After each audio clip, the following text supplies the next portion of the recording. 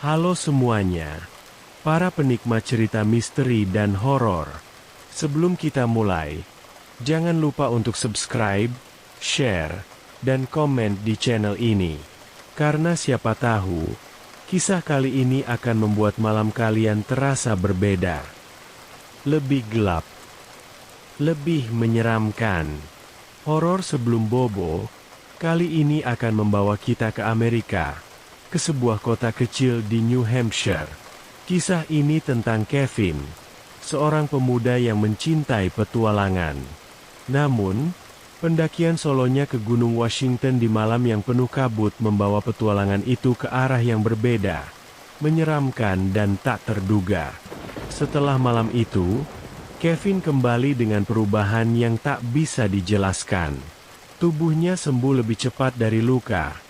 Matanya menyimpan kegelapan yang menakutkan, dan dorongan yang membakar dalam dirinya bukan lagi rasa lapar biasa.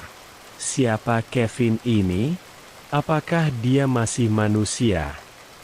Atau sesuatu yang lebih gelap telah mengambil alih? Inilah horor sebelum bobo. Kevin adalah seorang mahasiswa berusia 22 tahun yang memiliki jiwa petualang. Ia kuliah di Plymouth State University, yang terletak di kota kecil Plymouth, New Hampshire, sekitar 1 jam perjalanan dari Gunung Washington. Kota ini memiliki suasana yang damai, dikelilingi oleh pegunungan, hutan, dan sungai, membuatnya menjadi tempat yang ideal bagi Kevin yang menyukai alam bebas.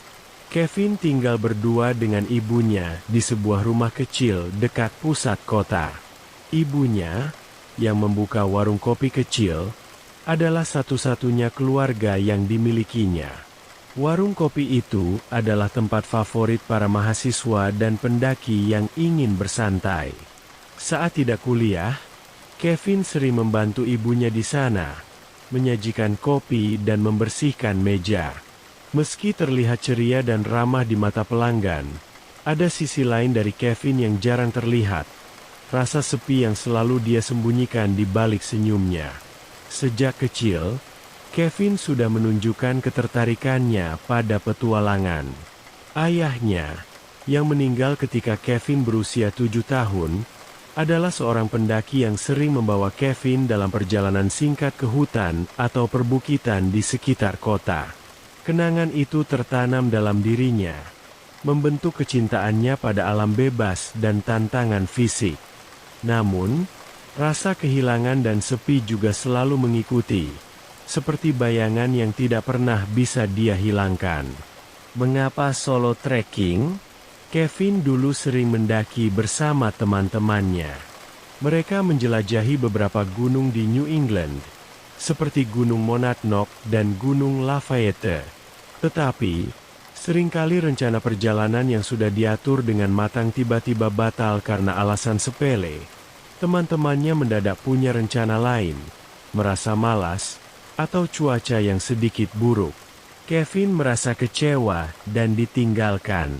Berkali-kali hal ini terjadi, hingga akhirnya dia memutuskan bahwa dia lebih baik mendaki sendirian daripada bergantung pada orang lain yang selalu berubah pikiran. Sejak saat itu, Kevin mulai menjelajah secara solo. Dia merasa ada kepuasan tersendiri ketika mendaki seorang diri. Suara langkah kakinya yang menyusuri jalan setapak, hembusan angin di pepohonan, dan rasa tenang yang dia rasakan ketika hanya ada dirinya dan alam. Gunung Katahdin di Maine dan Gunung Mansfield di Vermont adalah beberapa pendakian solo yang sudah pernah dia lakukan. Meskipun ada tantangan fisik dan bahaya yang selalu mengintai, Kevin menikmati setiap momennya. Rasa takut akan kesepian yang dulu menghantui, kini berubah menjadi kebebasan yang membuatnya merasa hidup. Gunung Washington, dengan reputasinya yang mengerikan, menjadi tantangan baru yang memanggil Kevin. Gunung ini tidak hanya terkenal karena tingginya, tetapi juga karena cuacanya yang tidak dapat diprediksi. Angin yang berhembus lebih dari 200 km/jam, suhu yang bisa turun drastis dalam sekejap, dan kabut tebal yang dapat membuat pendaki kehilangan arah. Setiap tahun, selalu ada laporan tentang pendaki yang hilang atau meninggal di gunung ini. Meskipun banyak yang menganggapnya sebagai tempat yang berbahaya, Kevin justru merasa tertantang untuk menaklukkannya. Ketika dia merencanakan pendakian ini, beberapa temannya mencoba membujuknya agar membatalkan niatnya. "Kau gila, Kev. Gunung Washington itu bukan main-main," kata salah satu temannya. "Lebih baik kau pergi dengan grup, atau jangan sama sekali." Namun, bagi Kevin, semua peringatan itu justru menambah semangatnya. Ada perasaan membara di dalam dirinya setiap kali orang-orang mencoba menakut-nakutinya.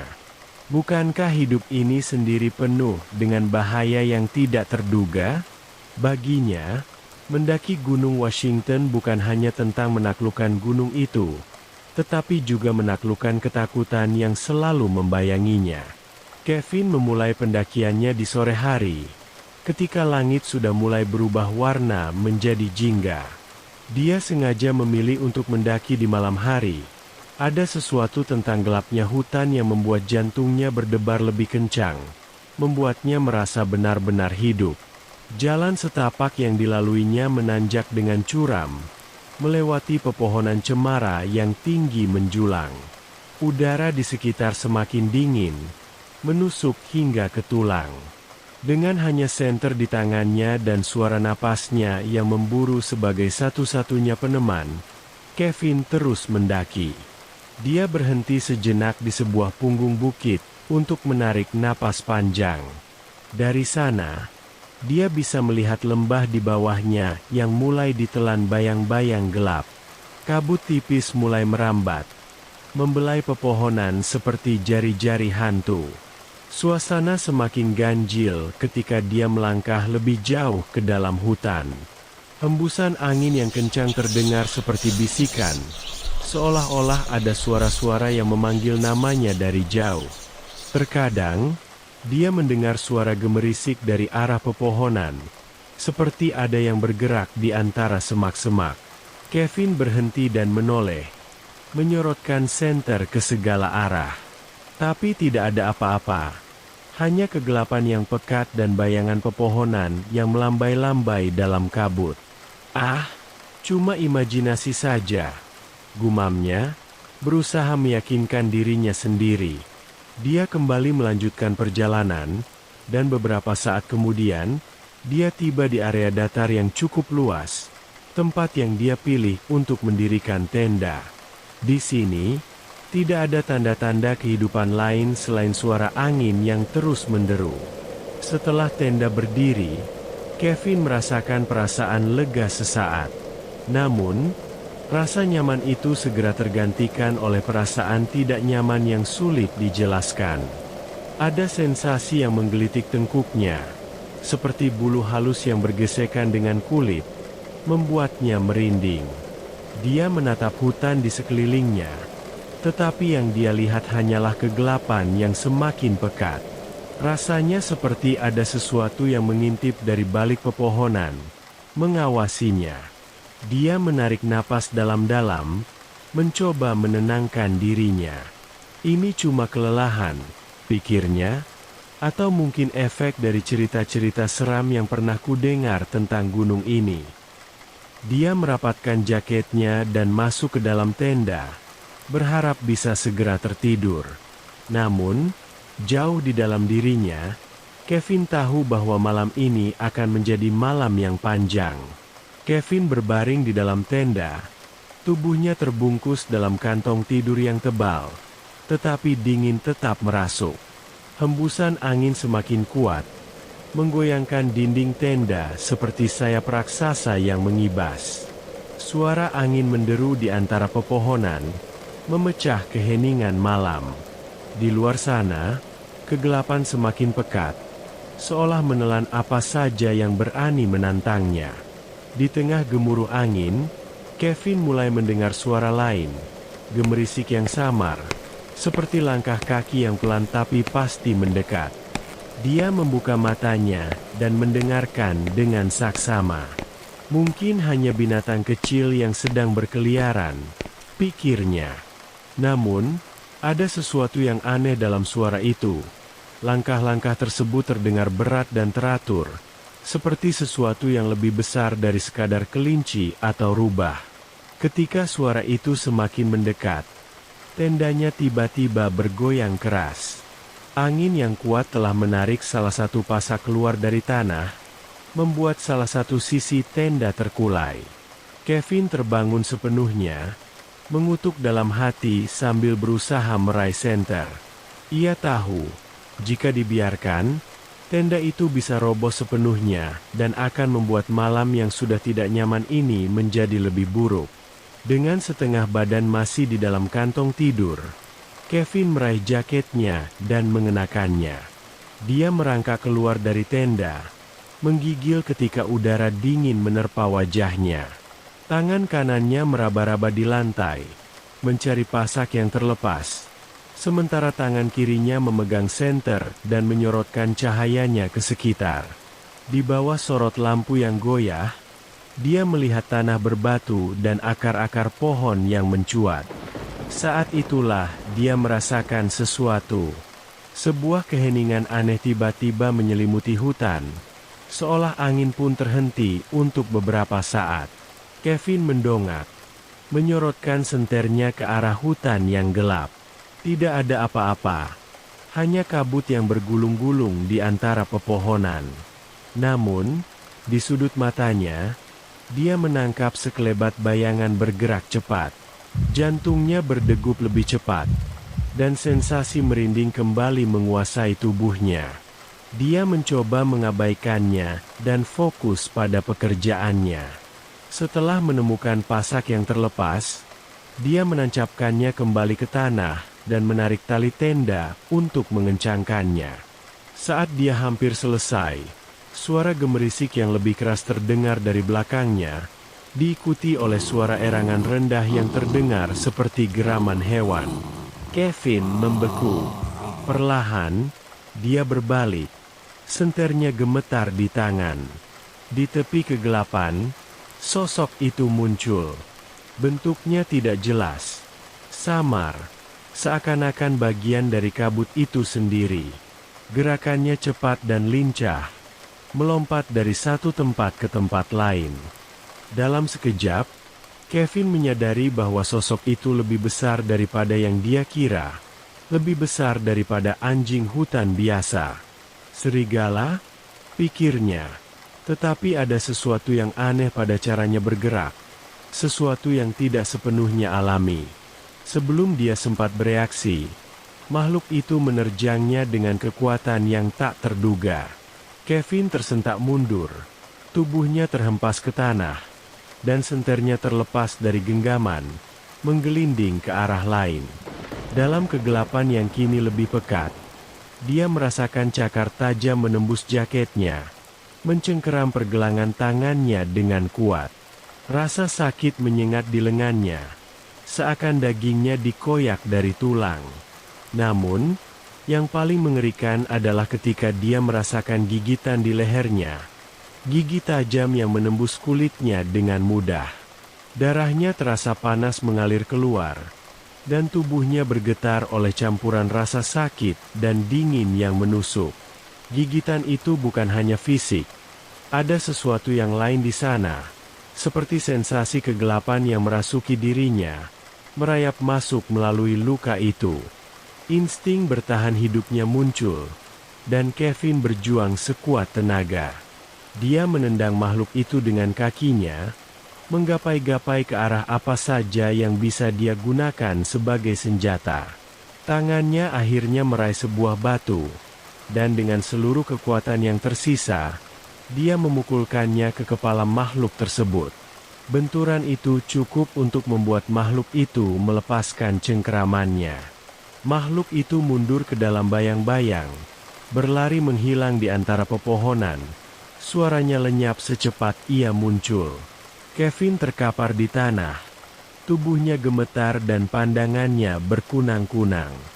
Dia berusaha bangkit, meraba lehernya yang berdarah, merasakan kehangatan cairan merah yang mengalir di antara jari-jarinya.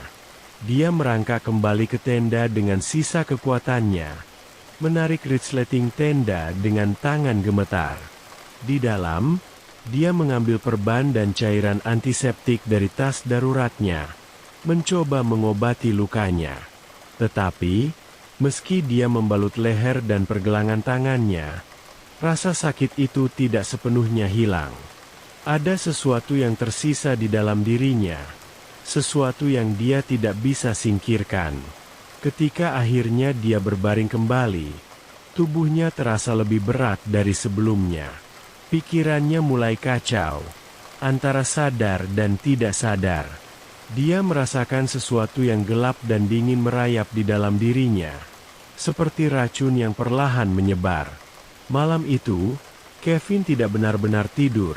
Dia hanya terombang-ambing di antara rasa sakit dan kegelapan, tanpa pernah benar-benar merasa aman. Kevin turun dari gunung dengan langkah tertatih-tatih. Tubuhnya terasa seolah bukan miliknya lagi. Setiap gerakan adalah perjuangan untuk tidak terjatuh, dan rasa sakit yang menjalar dari luka di leher dan pergelangan tangannya terasa seperti bara yang membara, meresap ke dalam tulang. Ketika akhirnya sampai di kota, wajahnya pucat dan pandangan matanya buram. Saat dia tiba di rumah, pintu warung kopi ibunya sudah tertutup rapat. Warung kecil itu biasanya tutup menjelang senja. Dengan sisa tenaga yang ada, Kevin mengetuk pintu.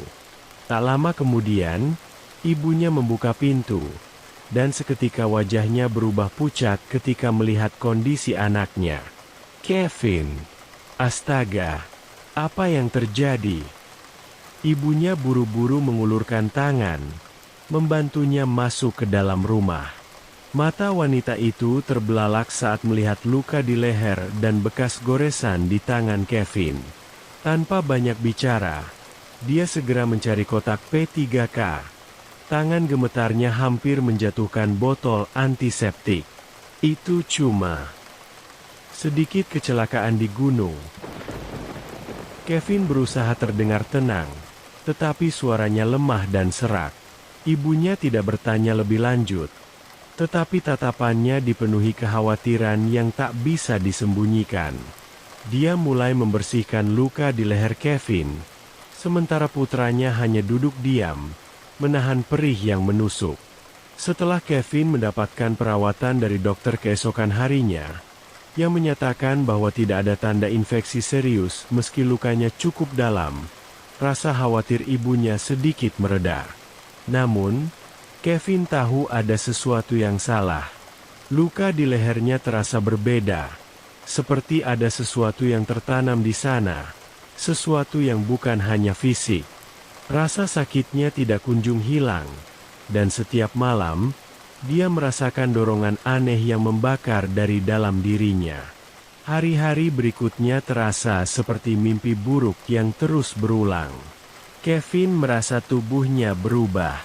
Cahaya matahari yang dulu tidak mengganggunya kini terasa menusuk, membuat kulitnya terasa seperti terbakar meskipun hanya terpapar sebentar. Dia lebih banyak bersembunyi di dalam rumah, menutup tirai jendela rapat-rapat untuk menghalangi sinar yang menyusup masuk. Namun, perubahan yang paling mengganggunya adalah perubahan emosinya. Kevin yang dulu dikenal sabar kini mudah tersinggung dan meledak-ledak. Bahkan hal-hal kecil, seperti gelas yang terjatuh atau suara televisi yang terlalu keras, bisa membuatnya merasa seperti ingin menghancurkan sesuatu.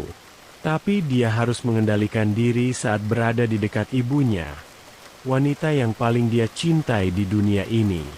Ibunya yang telah merawatnya sendirian sejak kecil, selalu menyemangatinya, dan tidak pernah berhenti percaya padanya. Setiap kali perasaan marah itu datang, Kevin berusaha keras untuk menekannya. Dia menggertakkan giginya, menggenggam tangannya hingga buku-buku jarinya memutih, dan menarik napas dalam-dalam untuk menahan dorongan itu. Tetapi, ketika ibunya berbicara padanya dengan nada yang penuh perhatian atau menatapnya dengan tatapan khawatir, Rasa bersalah langsung menyergap. Bagaimana mungkin dia bisa merasa marah kepada satu-satunya orang yang peduli padanya? Pada suatu malam, ketika ibunya sedang duduk di ruang tamu, mengerjakan pembukuan warung kopi, Kevin merasakan dorongan itu lagi, dorongan yang menggelora. Seakan-akan ada sesuatu yang mendesaknya dari dalam untuk keluar, meledak. Dia tahu bahwa jika dia tetap di dalam rumah, dia bisa kehilangan kendali. Aku butuh udara segar. Aku akan keluar sebentar, katanya, berusaha menyembunyikan nada gemetar dalam suaranya. Kevin, kau baik-baik saja? Tanya ibunya, suara penuh kekhawatiran. Ya, aku baik-baik saja. Jangan khawatir, jawab Kevin cepat, meskipun dia sendiri tidak yakin dengan kata-kata itu.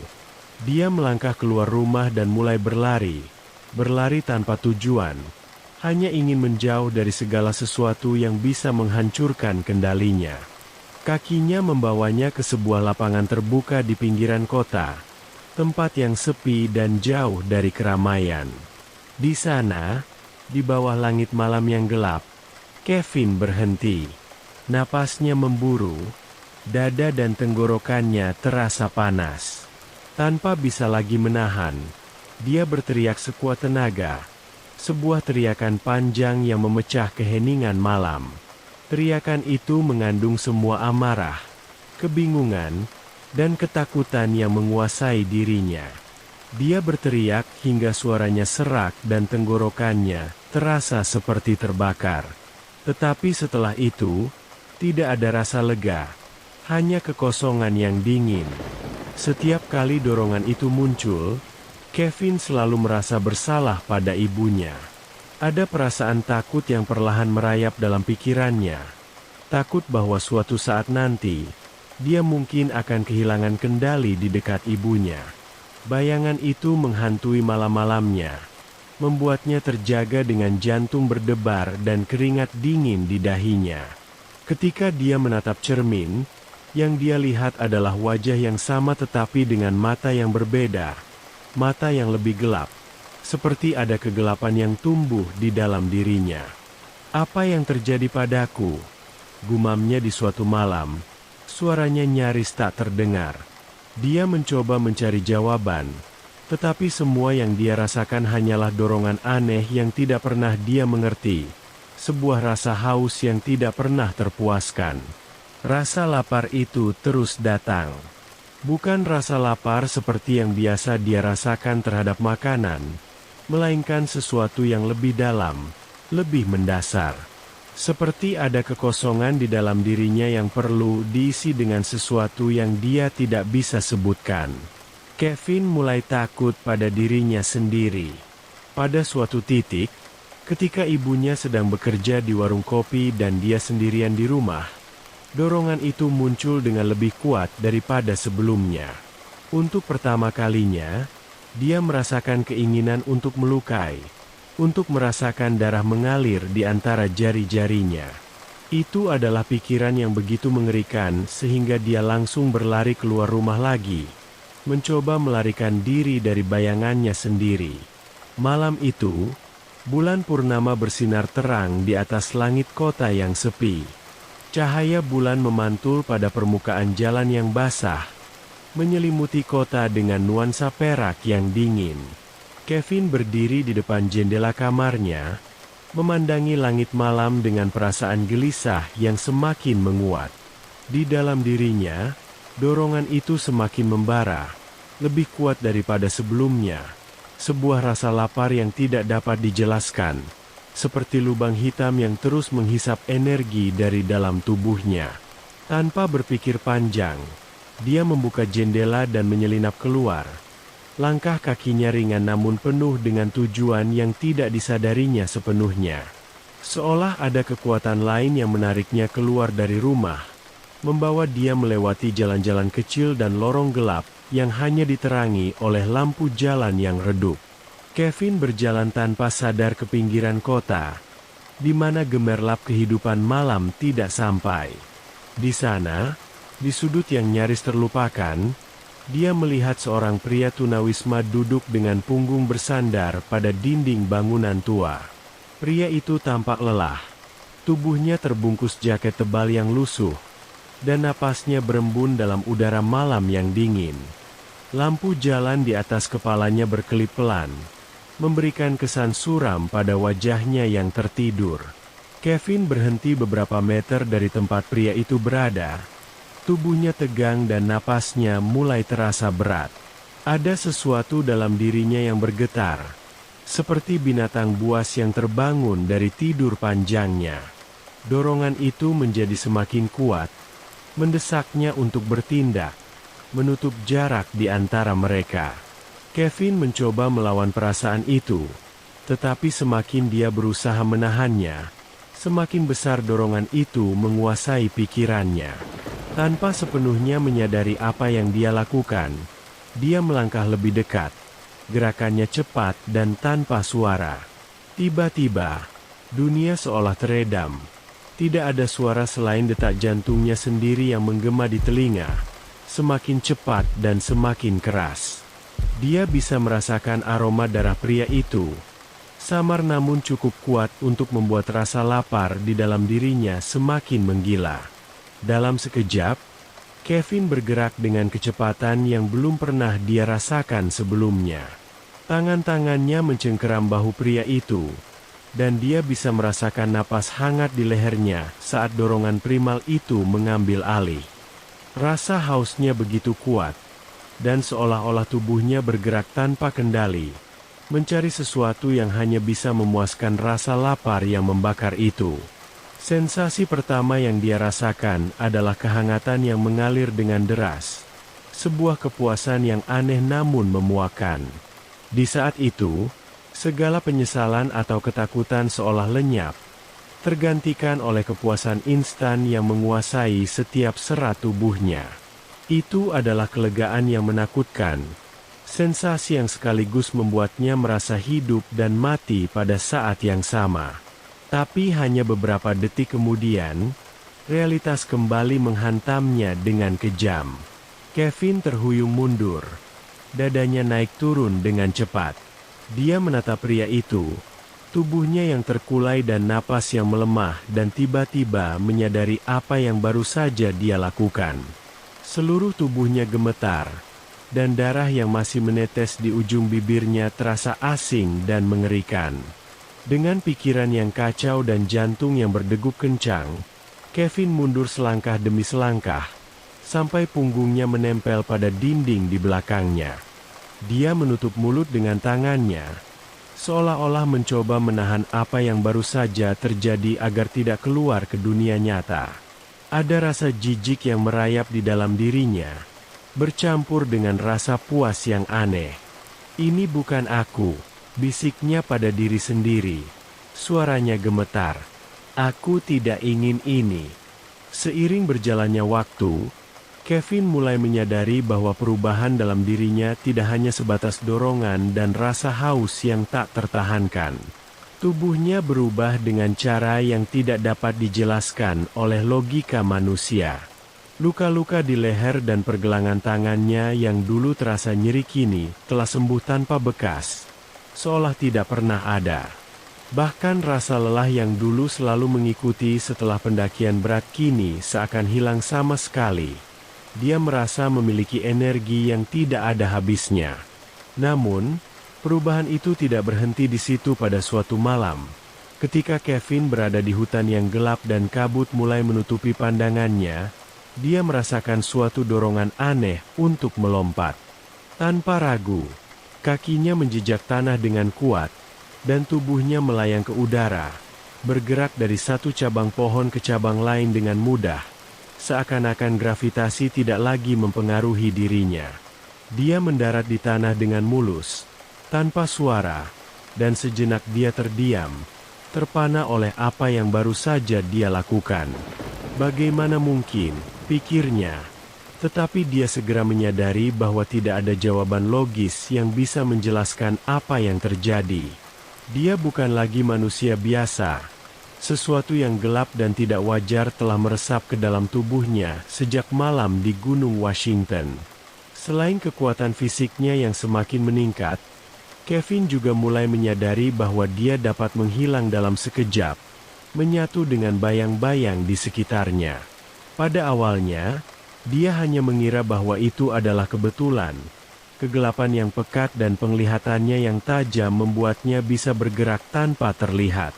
Namun, seiring waktu, dia mulai memperhatikan bahwa bahkan ketika dia bergerak cepat dan seharusnya terdengar suara langkah kaki atau dedaunan yang terinjak, tidak ada yang bisa mendeteksinya. Seperti angin, dia bergerak tanpa meninggalkan jejak. Dengan kekuatan yang kian berkembang, Kevin mulai memahami bahwa dia memiliki kemampuan untuk memburu tanpa terlihat dan menyerang tanpa diketahui. Pada malam-malam tertentu, ketika rasa haus itu muncul kembali, dia melompat dari satu pohon ke pohon lainnya, mencari mangsa di bawah naungan kegelapan. Saat menemukan korban, dia mampu mendekat tanpa suara, dan dalam sekejap, semuanya berakhir sebelum mereka sempat menyadari kehadirannya. Korban-korban yang ditemukan polisi selalu dalam kondisi yang sama, tubuh mereka kering, seolah darah mereka telah dihisap habis, dan bekas luka di leher yang tidak alami. Ketika media mulai menyebut kasus ini sebagai pekerjaan Dracula Gunung Washington, Kevin merasa sedikit ironi yang pahit.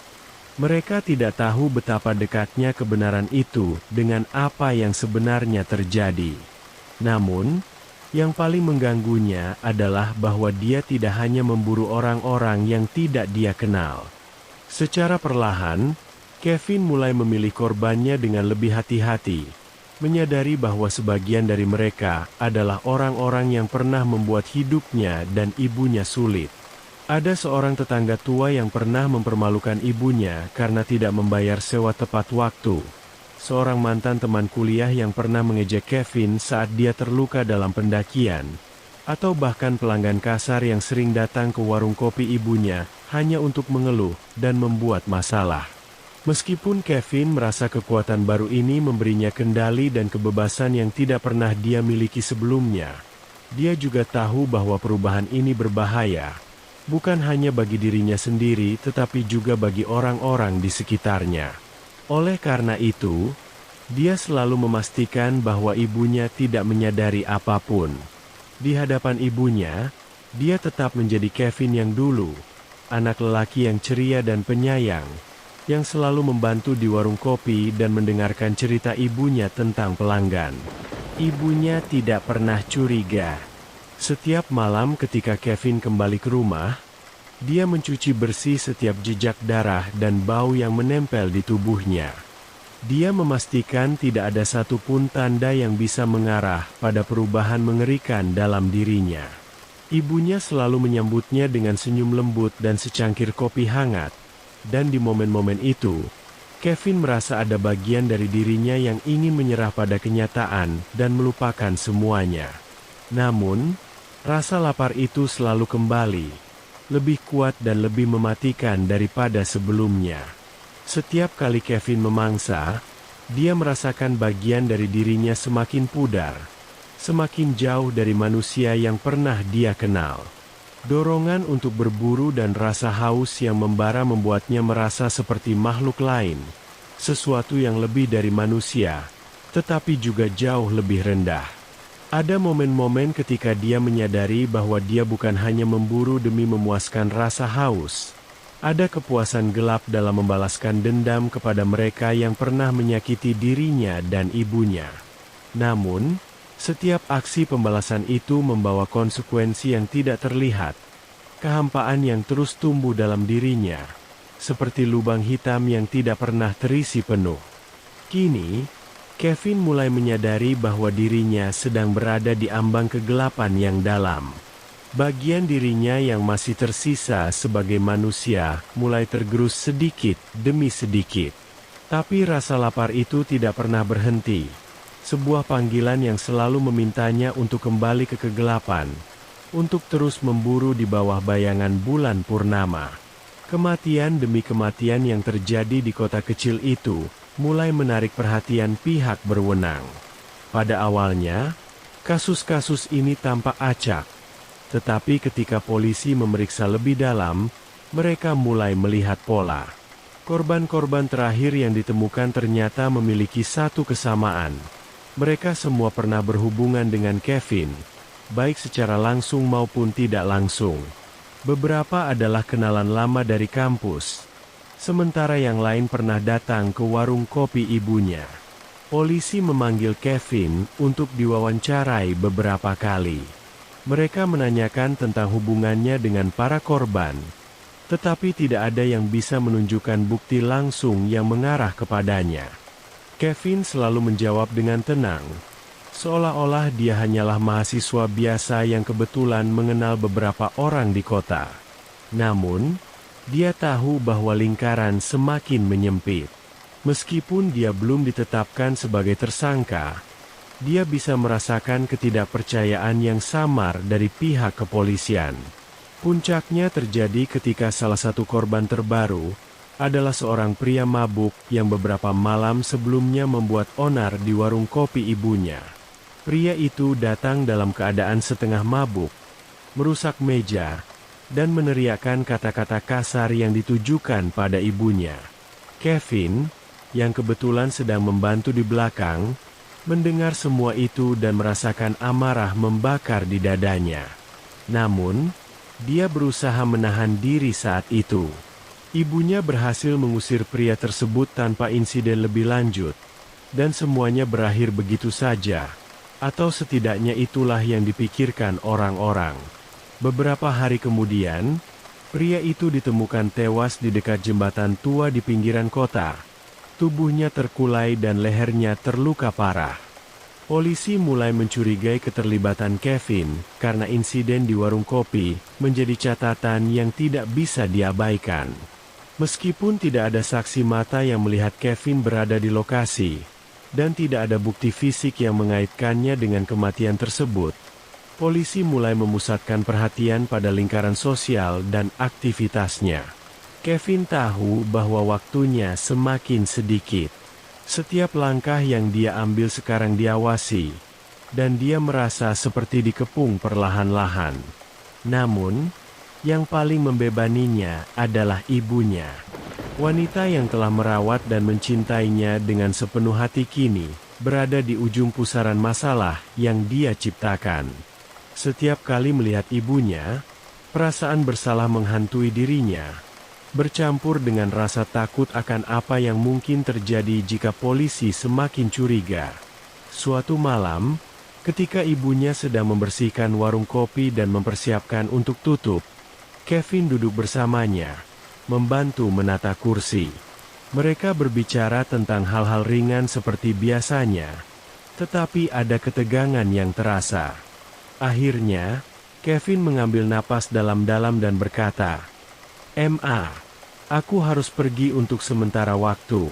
Ada proyek kampus di luar kota, dan aku mungkin akan lama di sana." Ibunya menatap Kevin dengan cemas, seperti bisa merasakan ada sesuatu yang tidak sepenuhnya dia katakan.